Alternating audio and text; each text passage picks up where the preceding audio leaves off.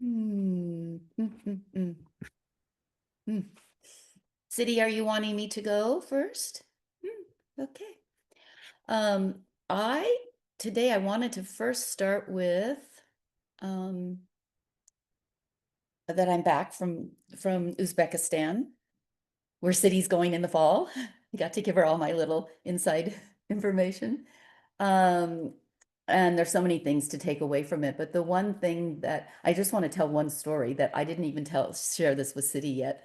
When I arrived at like 1:30 in the morning, and the little airport there, which is an international airport in Tashkent, was bustling.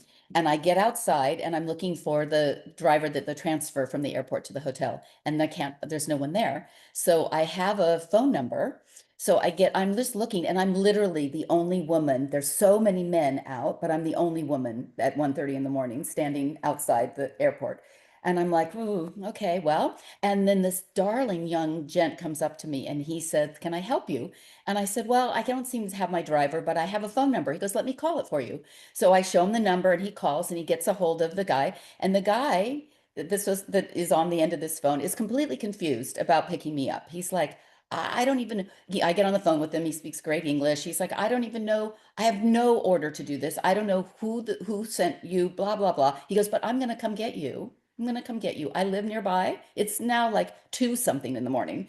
I'm going to come get you." So the other little guy, they talk again, and he says, "I'm going to walk you out to the curb because that's where he's going to pick you up, and I'm going to stay with you until he arrives." So he takes me out to the curb and waits with me, and we wait about 20 minutes, and the little guy shows up, and I get in his car, and I also don't know where I'm meant to go because the name on my itinerary says that Hilton Hotel, but there are apparently 2 Hiltons in this city. And so I'm like, I ask a few questions and then I just guess. And I decide in the moment, well, it's okay because whichever Hilton I'm going to is where I'm spending the night. So I really don't care if it's the right one or not. I will get there and I will check, I will make a reservation in the moment. It can't possibly be sold out. So I go and he says to me, I don't know. I have no idea how you reached me. I don't have any record of you and I don't know the name of the agency that's handling you. I don't know anything. So we chat and we have a really lovely chat. And he gets there, and I had happily gotten some money from the ATM inside. So I give him some money and I go in, and they have my reservation. And they say, "The driver's been calling you and he wants to know if you've gotten he's trying to find you." And I said, "Well, that's also weird. But anyway, I'm here and I'm tired and I just want to go to sleep." So I come to find out that the agency had the person who was making my itinerary had somehow in their database, they had 2 gents with this same name, and they chose the wrong one to put on my itinerary. So he wasn't the Faya Luca or something that was supposed to pick me up. It was a different one. And the one that was supposed to pick me up was at the airport, but at a different door. But I didn't call him to ask him because I didn't have his phone number.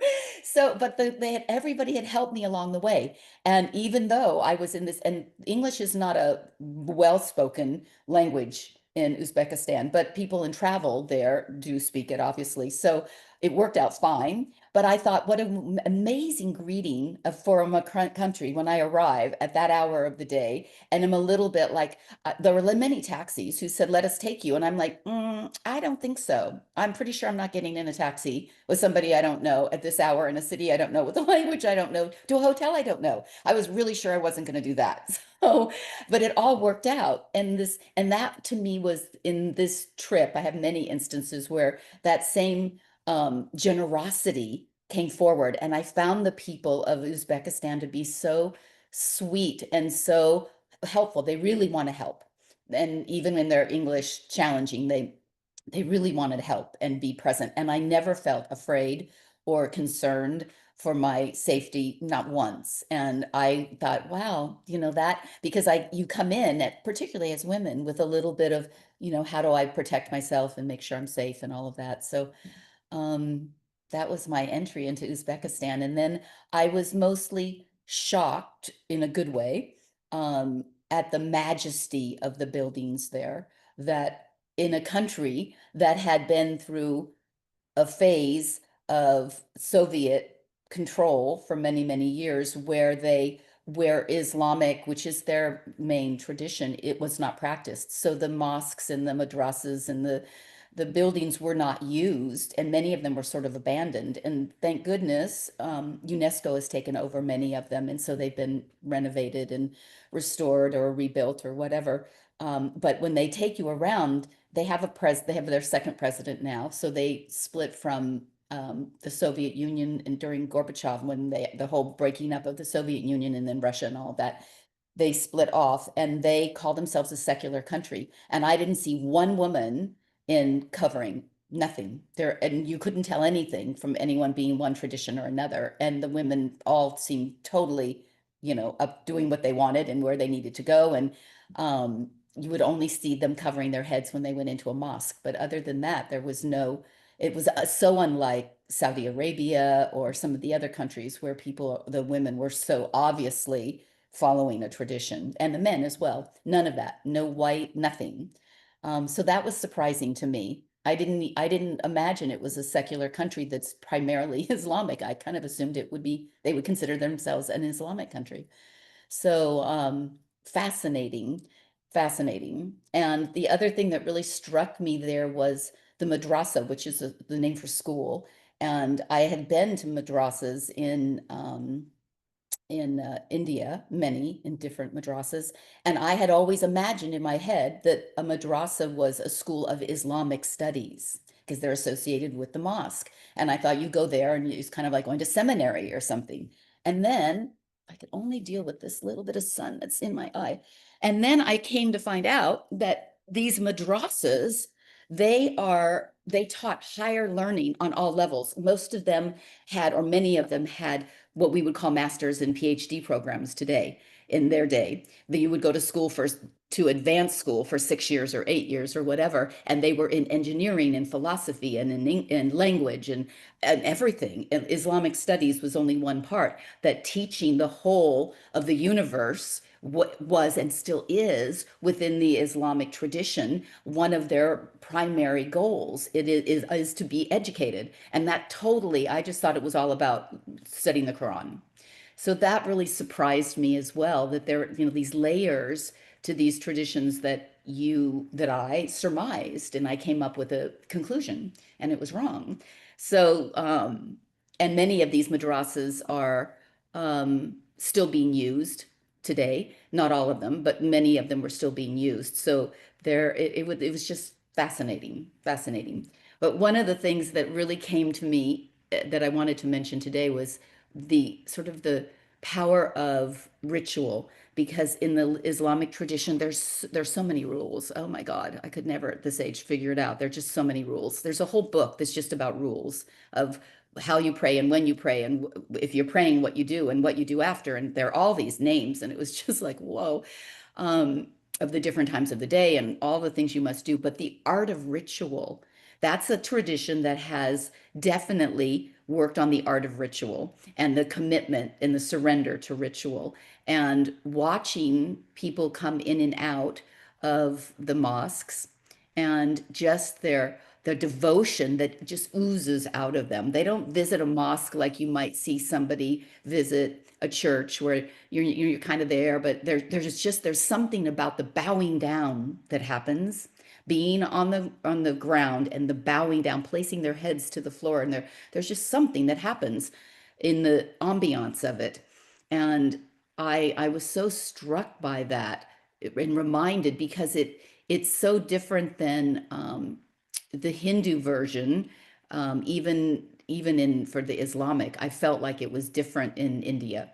And I was just struck that ritual is such a profound way for us to deepen into life, to be able to bring ourselves more in connection with whatever our spirit journey is, with whatever the deepening and the unfolding that we want of our own beingness. That ritual is a portal to that.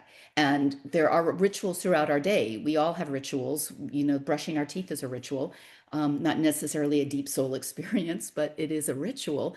And how do we incorporate, and how do we look at rituals? And so often we teach about rituals, another whole practice that you have to add into everything else you're doing, and you set aside time, and it becomes like another encumbrance. And how not to make ritual, but to to recognize, and that is why that woman's comment about making each day the first day, and approaching it as your first day, not your last day, can be a ritual in your life. Something like that is a ritual that enriches us in staying in connection and constantly delving deeper into our journey, this human journey that we are already on. We are already on it. We don't even have to call it spiritual. The journey of the human spirit is what we want to keep enlivened, and recognizing ritual as a vital part of that is really deepening for us.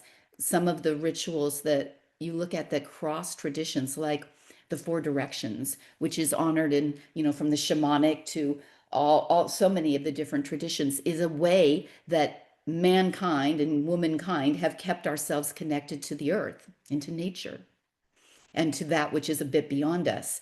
And it isn't a big deal. But how do we get up in the morning and honor the sun? We've talked about getting up and doing Om Surya Namaha, doing just a quick thank you, a bow to the sun for having gotten up another day for us and for blessing our life, for bringing light into our life. We're looking around, where do I get light? How do I stay light and vibrant and sparkly? The sun gets up every day and does it for us. Like, are we in awareness of that as a ritual? And that's something that I felt happening in a really interesting way in the travels, was just recognizing that there was a certain um, willingness to be thankful and in gratitude. And I know we do our gratitude journals, and it all starts to feel a little prescriptive to me. Like, all these ways I have to do these things in order to feel this way, and how to make it more organic, how to be organic in our rituals. Practices are great, disciplines are great, but how to make life its own organic ritual. So that's what I wanted to speak to this morning. And just in the offering, that one anthropologist I was reading said that they refer to man as homo ritualis, a ritual, man as a ritual versus man as a sapien. So how do we incorporate that and really let our life unfold in this richness of the ritual and recognition of our interconnectedness, versus it being another practice on a cushion or on your yoga mat, or all those are great, but not to add another thing, just to enliven that which is already here. So this week, let your life be the ritual and see what comes up for you personally. It's a good practice. What comes up for me is that it's pouring rain. It's the third day, and it's literally, you will know that, Nicola, it's monsoon. It's not a regular rain. It's like, it's gushing. I'm like, and it's amazing. So I wrote my friend this morning, where did you store your boat? Or your arm. I don't know how to get, I wanted to go drive to a meeting today, and I'm like, I ain't going out there. And it's beautiful, I go into the swimming pool, and I'm in the swimming pool, and the water pours on top. It's like, it's so amazing. It will stop by tomorrow. Unfortunately, in our area, in San Antonio, quite a number of people lost their lives last night because of it. But the strength of water is just it's amazing. Anyway, Yeah. let's work on our health. So I want you to scoop onto the front of your seat. If sit on a chair.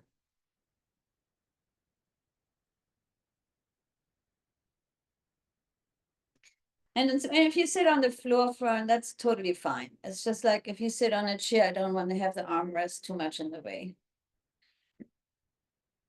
Bring your arms up so the elbows go really behind. Lift your chin, just arch your spine to your own capacity without overarching your lower back. Inhale deeply. Exhale, have the forearms touch. And move slowly, take a deep another inhalation. Arch as much as you can. Take a moment here. And then exhale. So you take a moment, you hold the breath when you're arching just for a little bit. This is great when we feel, a lack of energy. and we are more tired.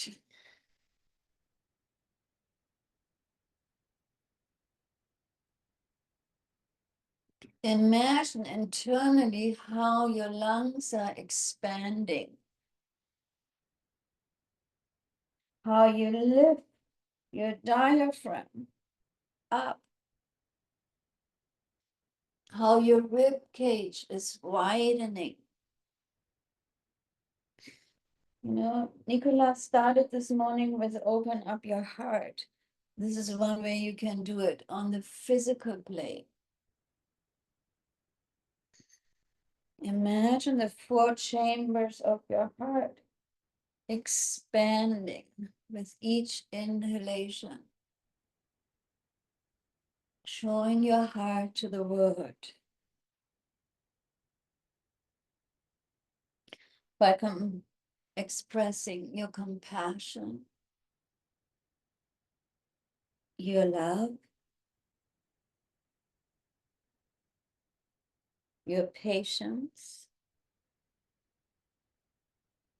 and your understanding.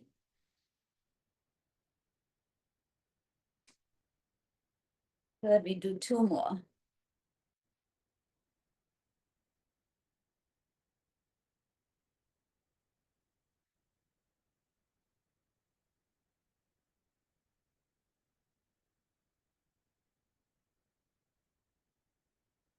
We exhale, we rest our hands on thighs or knees, keeping our eyes closed, straightening our spine, tucking our chin and bring the head just slightly back so that is a lengthening in your neck.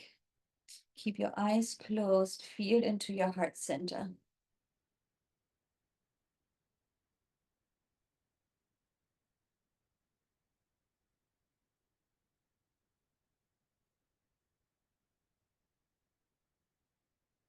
Where can I open up a little bit more today?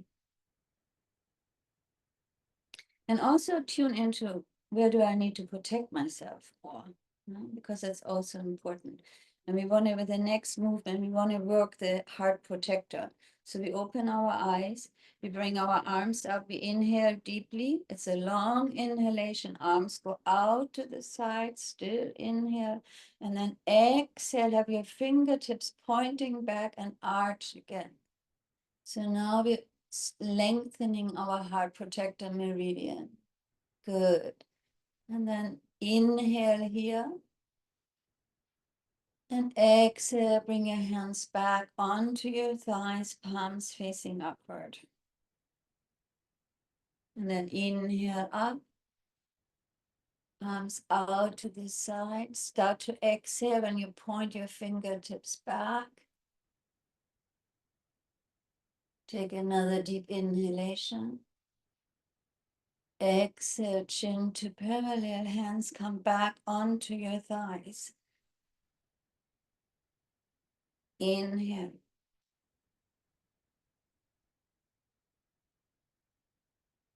Exhale. Inhale. And exhale, chin to parallel, hands come back.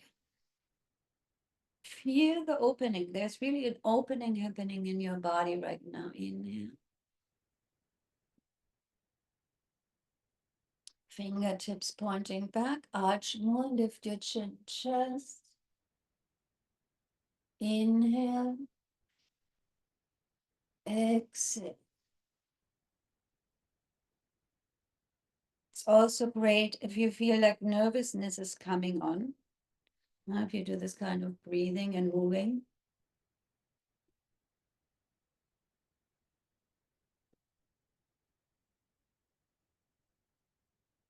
Good. Inhale. Exhale.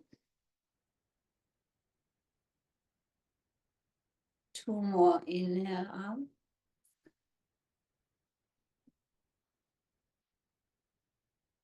Exhale back. Inhale. Exhale. We do one more and we stay in the open posture. So we inhale up, arms out to the side. Exhale back. Now stay here with long, deep breathing. If it's too hard on your neck, have your chin a little tucked in, that's fine. Otherwise, bring your head back as much as you can to stimulate your thyroid and parathyroid gland.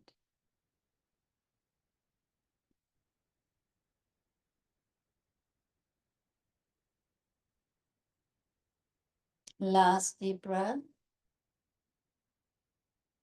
Exhale, gently bring your hands back onto your thighs.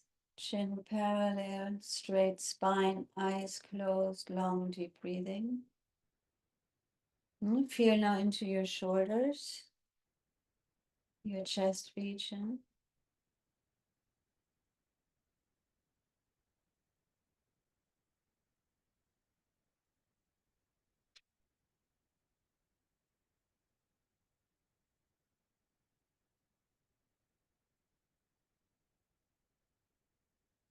The next one is for our hormonal balance. We open our eyes.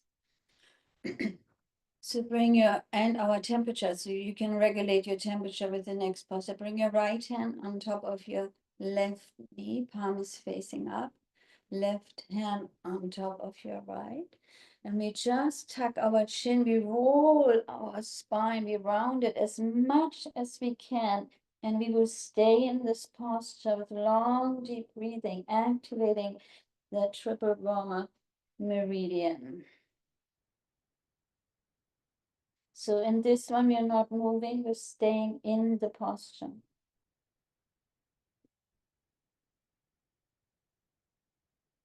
When you exhale, pull your navel as much as you can towards your spine.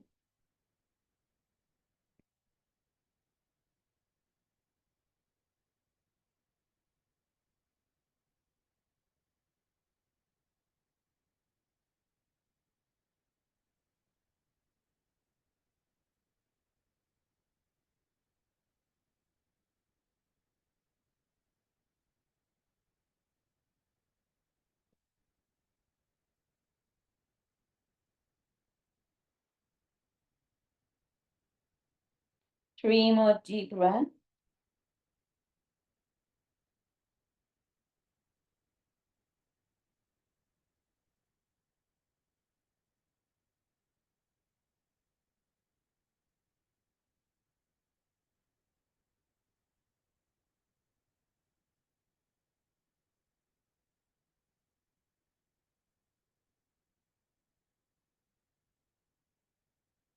Good, now leave your left hand on your right knee.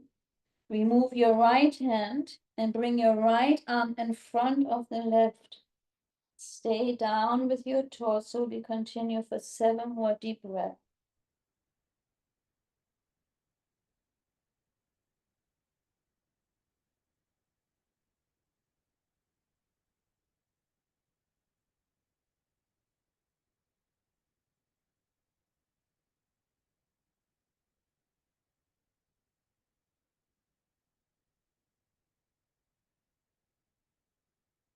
Keep on rounding.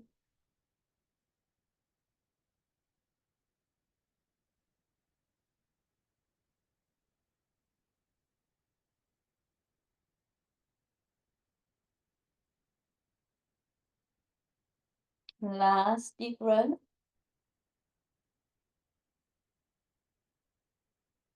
And then slowly stack one vertebrae on top of the other. Roll up very gently. Rest your hands back onto your thighs. Eyes stay closed. Tuck your chin, head back.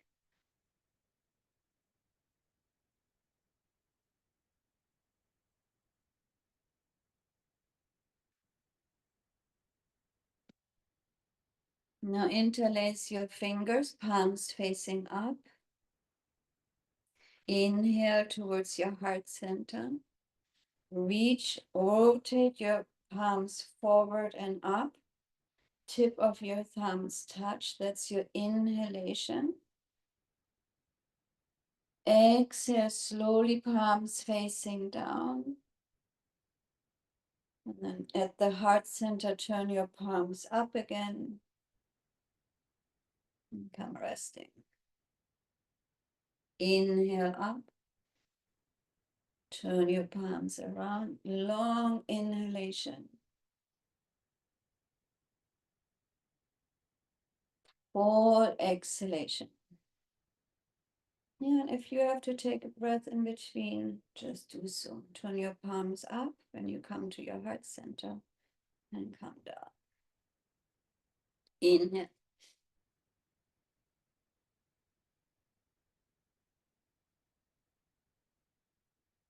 And exhale.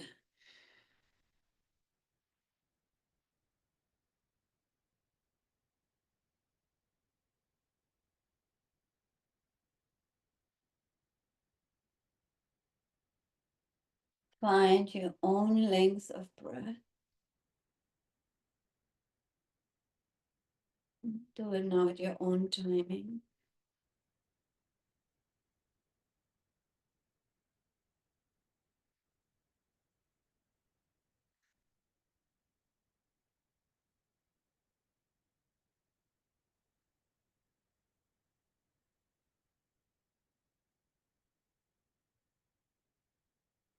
Also great if we experience a lack of energy. It works on our lungs. 3 more times, count for yourself.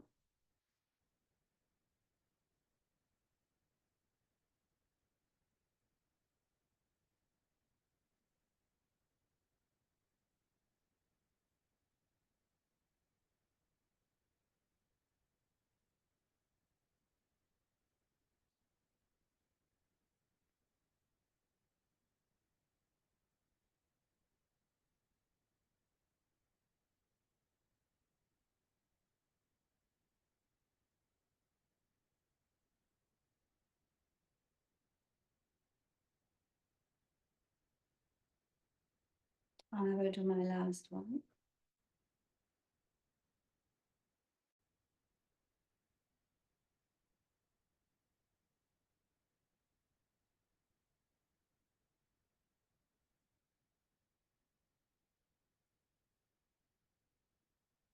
And then I rest my hands back onto my thighs, straightening my spine, tucking my chin head back. And just tuning into my body.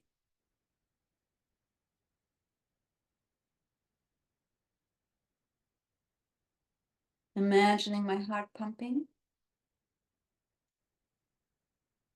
My lungs moving. The blood gushing through my veins.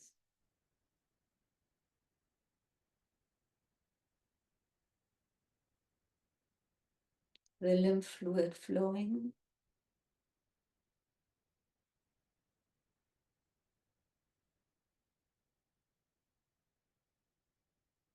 Good. Now we open our eyes. We work for our colon.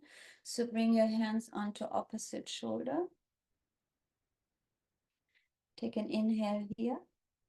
Exhale, left hand goes into a fist, right arm goes out to the side. My right palm is facing outward. I look at the back of my right hand. I inhale, I slowly come back, cross. Exhale, go to the other side, stretching my colon meridian.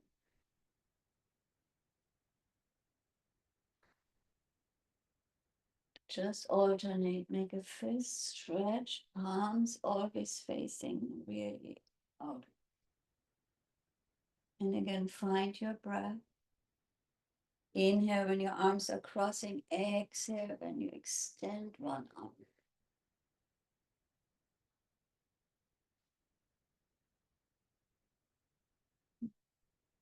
Great movement if you need to let go.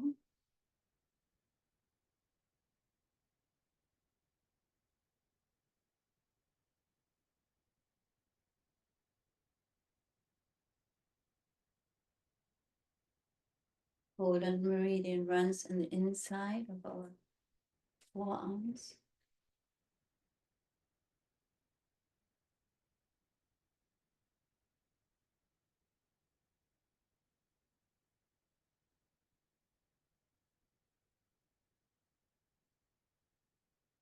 One more time to each side.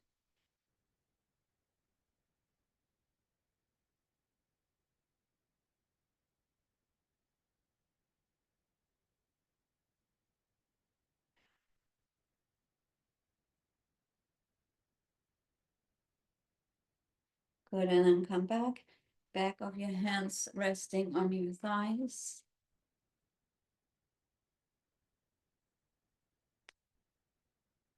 Palms facing upward. We prepare for our chanting.